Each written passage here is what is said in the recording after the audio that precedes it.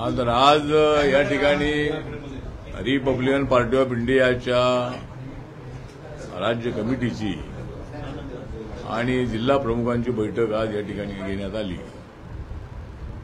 आणि सध्या ज्या नगर परिषदेच्या नगर पंचायतच्या निवडणुका आहेत त्याचबरोबर नंतर येणाऱ्या ज्या जिल्हा परिषद पंचायत समितीच्या निवडणुका आहेत आणि त्यानंतर येणाऱ्या महानगरपालिकेच्या निवडणुका आहेत तर त्या निवडणुकीच्या संबंधामध्ये चर्चा करण्यासाठी आज सगळे प्रमुख इथे उपस्थित आहेत। एक तर रिपब्लिकन पार्टी ऑफ इंडियाची भूमिका ही आहे की Republican party of India Bharatiya Janata पार्टीचा जवळचा पहिला मित्र आहे। 2012 मध्ये माननीय बाळासाहेब ठाकरे असताना भीमशक्ती शिवशक्ती अशा पद्धतीचा एक्सपेरिमेंट झाला आणि भाजप शिवसेना आणि आरपीआय एकत्र आले आणि पूर्वी शिवसेना भाजपची युती असायची, नंतर आरपीआय त्यामध्ये आल्यानंतर त्याला महायुती हे संबोधण्यात आलं आणि रिपब्लिकन पक्ष बीजेपीचा जुना मित्र आहे। त्यामुळं या निवडणुकीमध्ये बीजेपीने रिपब्लिकन पक्षाला काही जागा द्याव्यात अशा पद्धतीची आमची मागणी आहे। परंतु खंत या गोष्टीची आहे की महायुती फक्त बीजेपी शिवसेना आणि राष्ट्रवादी या तिघांचीच असल्याची भूमिका मांडण्यात येते। त्यामुळे रिपब्लिकन पक्ष हा एनडीएमध्ये आहे, महायुतीसोबत आहे। त्यामुळे रिपब्लिकन पक्षालाही जागा द्याव्यात अशा पद्धतीची आमची मागणी आहे। अनेक ठिकाणी बोलणी सुरू आहे आणि काही जागा रिपब्लिकन पक्षाला सुटण्याची शक्यता आहे। पण आजच्या बैठकीमधला सूर असा आहे की जर बीजेपीने जागा आपल्याला दिल्या नाही तर काही ठिकाणी स्वबळावर सुद्धा निवडणुका लढण्याची भूमिका कार्यकर्त्यांची आहे।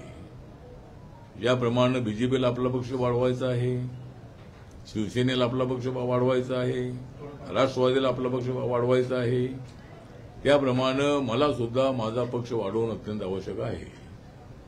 त्यामुळं स्वबळावर लढण्याची तेवढी आमची ताकद नाही। परंतु जर आम्हाला या निवडणुकीमध्ये भारतीय जनता पक्षाने आम्हाला न्याय द्यावा, मुंबईसारख्या ठिकाणी रिपब्लिकन पक्षाचे एकदा 12 नगरसेवक होते, एकदाचे 4 नगरसेवक होते, एकदा 1 नगरसेवक होता आणि रिपब्लिकन पक्षाच्या शाखा मुंबईच्या मुंबईमध्ये अनेक ठिकाणी आहेत। त्यामुळं आम्हाला या निवडणुकीमध्ये भाजप, शिवसेना, राष्ट्रवादी एकत्र येत आहे। त्यामध्ये रिपब्लिकन पक्षालाही एक 15 ते 20 जागा द्याव्यात अशा पद्धतीची आमची मागणी आहे। नगरपालिकेच्या निवडणुकीमध्ये 1, 2, 3 अशा जागा नगर परिषदेमध्ये द्याव्यात। जिल्हा परिषदेला 3-4 जिल्हा परिषद असतील, 7-8 पंचायत समिती असतील, अशा पद्धतीचा विचार करावा अशा पद्धतीची सूचना कार्यकर्त्यांनी मांडलेली आहे आणि रिपब्लिकन पक्षाला न्याय मिळेल अशा पद्धतीची अपेक्षा आहे। माननीय देवेंद्र फडणवीस यांनाही मी बोललेलो आहे, नंतरही त्यांना बोलणार आहे, रवींद्र चव्हाण यांच्याशी मी बोलणार आहे आणि काही ठिकाणी जर बीजेपीने जागा दिल्या नाही तर आपल्या महायुतीमध्ये असणारे शिवसेना आणि राष्ट्रवादी काँग्रेस पार्टी आहे त्यांच्यासोबतही काही ठिकाणी चर्चा होऊन जर त्यांच्यावरून जागा जर सुटत असतील तर त्या ठिकाणी सुद्धा विचार करावा अशा पद्धतीची कार्यकर्त्यांची सूचना आहे। पण मी बीजेपीशी बोलणार आहे आणि बीजेपीकडून जर आम्हाला सर्व ठिकाणी जागा मिळाल्या तर शिवसेना राष्ट्रवादीसोबत जाण्याची आवश्यकता अजिबात नाही। त्यामुळं बीजेपी सोबतच राहण्याची आमची भूमिका आहे। नरेंद्र मोदींच्या नेतृत्वाखाली देश विकासाच्या दिशेनं पुढे जात आहे आणि त्यामुळं रिपब्लिकन पक्ष हा एनडीएमध्ये आहे। त्यामुळं रिपब्लिकन पक्षाची भूमिका भाजपसोबतच राहण्याची आहे आणि भाजपने आम्हाला सोबत ठेवावं अशा पद्धतीची आमची मागणी आहे। ही तंबी समजायची का जी तुम्ही वक्तव्य केले की जर भाजपने तुम्हाला महानगरपालिका नगरपरिषदा किंवा नगरपंचायतीच्या निवडणुकीच्या निमित्तानं जर उमेदवारी नाही दिली किंवा सीट शेअरिंगमध्ये समावेश नाही झाला तुमचा तर ही तंबी समजायची का भाजपला? तर ही तंबी समजायची का? इशारा समजायचा? नाही, इशारा नाही. मी कधीच जाता जाता इशारा देत नाही. नाही, इशाराचा विषय नाही आहे. बीजेपी आपला मित्रपक्ष आहेच आहे, पण माझा सुद्धा पक्ष आहे, छोटा पक्ष आहे. माझ्या सोबत राहणाऱ्या कार्यकर्त्यांची मोठी पकडी आहे. माझ्या ताकदीवर मी माझे लोक निवडून आणू शकत नाही गोष्ट खरी आहे, पण भाजपला निवडून आणण्याची ताकद आमच्यामध्ये आहे आणि त्यामुळं सिम्पॅथेटिकली आमचाही विचार व्हावा अशी आमची भूमिका आहे. आम्हाला इशारा वगैरे द्यायचा नाही, परंतु भारतीय जनता पार्टी नक्की त्याचा विचार करेल अशी आम्हाला अपेक्षा आहे. काही आकडे आहेत का? म्हणजे एवढ्या आम्ही जागा मागणार आहोत, काही आकडे? नाही, आकडे तर आता सगळे सांगता येणार नाहीत, पण सगळ्या जिल्ह्याच्या कार्यकर्त्यांनी आपले जे जागा आहे त्या त्या ठिकाणच्या जिल्हा अध्यक्षांना, पालकमंत्र्यांना जे बीजेपीचे आहेत त्यांना दिलेली आहे आणि अनेक ठिकाणी चर्चा सुरू आहे. 17 तारखेपर्यंत फॉर्म भरण्याची शेवटची तारीख आहे. त्यामुळे 2-3 दिवसामध्ये 2 दिवसामध्ये निर्णय होईल आणि रिपब्लिकन पक्षाच्या कार्यकर्त्यांची निवडणूक लढण्याची तयारी आहे. त्यामुळं मला असं वाटतं की चर्चा सुरू आहे आणि अनेक ठिकाणी बीजेपीसोबत युती होईल अशी आपल्याला अपेक्षा आहे. आता सध्या महायुतीचं सरकार आहे, महायुती मिळून या निवडणुका लढत आहे स्थानिक स्वराज्य संस्थांच्या. तर तुमच्यासोबत काही मन की बात नाही झाली का महायुतीची या निवडणुकी संदर्भात? नाही, मन की बात म्हणजे आता एक तर महायुतीची मिटिंग ज्यावेळेला होते त्यावेळेला आरपीआयला बोलवलं जात नाही आहे, म्हणजे आमच्या कार्यकर्त्यांची नाराजी आहे. मी माझ्या दौऱ्यामध्ये मी सारखा बिझी असतो ही गोष्ट खरी आहे, पण बाकीचे जे आमचे इथले स्टेटचे प्रेसिडेंट आहेत, सेक्रेटरी आहेत, बाकीचे नेते आहेत, त्यांना महायुतीची मिटिंग असेल तर त्यामध्ये बोलावलं पाहिजे, पण बोलावलं जात नाही आहे. त्या ठिकाणी फक्त ते 3च पक्षाची मिटिंग होते आणि आरपीआयला मात्र आम्हाला बोलवलं जात नाही. अशा पद्धतीची आजची परिस्थिती आहे. पण आता मात्र त्या निवडणूक आल्यानंतर अनेक ठिकाणी चर्चा सुरू आहे. काही ठिकाणचं जे नगरपालिकेचं नगराध्यक्ष पद आहे ते आरपीआयला सोडण्याचं अनेक ठिकाणी सांगण्यात आलेलं आहे.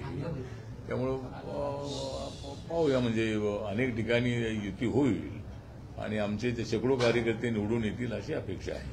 आठवले साहेब, महत्वाचा मुद्दा असा आहे की समन्वय समिती स्थापन झाली महायुतीची, 3 म्हणजे मंत्री त्यामध्ये, घटक पक्षांचे महत्वाचे नेते त्यामध्ये घेतलेले, पण आरपीआय आपल्या पक्षाचं त्यात कोणी नाही. हे आतापर्यंत यापूर्वी ज्यावेळेस महाविकास आघाडी सरकार होतं त्या काळात तुमचे होते, नेते मंडळी होते ते समितीमध्ये. तर त्यानंतर सत्ताधारी म्हणजे भाजप सत्तेत बसल्यानंतर मुख्यमंत्री झाल्यानंतर आरपीआयला डावलं जातं वारंवार. हे तुम्ही काय तुमच्या म्हणजे भाषणात बोलता किंवा अनेक वेळा माध्यमांसमोर देखील बोलता, पण याची दखल काय घेतली जात नाही? नाही, दखल घेतली जात नाही कारण त्यांना असं वाटतं की आरपीआय छोटा पक्ष आहे. एकतर मोठे पक्ष म्हणून आता एकनाथ शिंदेची शिवसेना आहे, अजितदादा पवार यांची राष्ट्रवादी काँग्रेस आहे, एकाच्या 57 जागा आहेत, एकाच्या 41 जागा आहेत आणि रिपब्लिकन पक्षाचा एक आमदार नाही. त्यामुळे कदाचित त्यांना वाटत असेल आरपीआयची ताकद नाही. पण आपल्याला माहीत आहे की माननीय बाळासाहेब ठाकरेंच्या चर्चेनंतर भाजप सेनेसोबत आम्ही गेलो आणि या महाराष्ट्रामध्ये सत्ता आणण्यामध्ये आरपीआयचा मोठा वाटा आहे. मुंबई महानगरपालिका 212 मध्ये आम्ही यांच्यासोबत आलो आणि त्यावेळेला रिपब्लिकन पक्षाच्या पाठिंब्यामुळं शिवसेना भाजपला मुंबईची सत्ता मिळालेली आहे. पण डावललं जाते असं म्हणता येणार नाही, पण बोलवलं जात नाही गोष्ट खरी आहे. त्या समन्वय समितीमध्ये रिपब्लिकन पक्षाला संधी असायला हवी होती, पण ती दिली जात नाही. आमच्या मनात खंत आहे आणि देवेंद्र फडणवीस त्यांचा विचार करतील अशी आम्हाला अपेक्षा आहे. जर भाजपाने जागा तुम्हाला दिल्या नाही रिपब्लिकन पार्टीला, तर तुम्ही युबीटी सोबत जायची तुमची भूमिका ठाम आहे का? नाही, काय उद्धव बाळासाहेब ठाकरे यांच्या शिवसेनेत तुम्ही जाणार का किंवा उद्धव त्यांच्याशी चर्चा करणार? नाही, उद्धव बाळासाहेब ठाकरे यांच्या शिवसेनेत मी जाण्याचा प्रश्न अजिबात नाही आहे. उलट त्यांना तिकडे घेण्याचा आमचा प्रयत्न राहणार आहे. त्यामुळं मी त्यांच्यासोबत जाण्याचा विषयच येत नाही आहे. मी महायुतीसोबत आहे, दिल्लीमध्ये मी एनडीएमध्ये आहे, त्यामुळं त्यांच्यासोबत जाण्याचा प्रश्न अजिबात येत नाही. काँग्रेस असेल किंवा उद्धवजी असतील, राज असतील किंवा आपले पवार साहेब असतील, त्यांच्यासोबत आम्ही अजिबात जाणार नाही.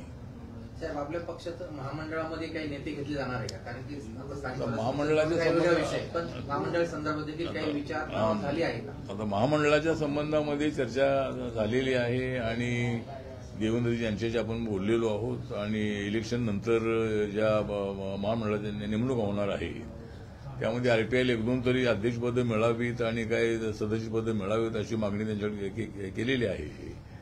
तर जानेवारीमध्ये महानगरपालिकेच्या निवडणुका संपल्या, जेवढ्या नेमणुका होतील त्यामध्ये आरपीआयला नक्कीच संधी मिळेल अशी अपेक्षा आहे.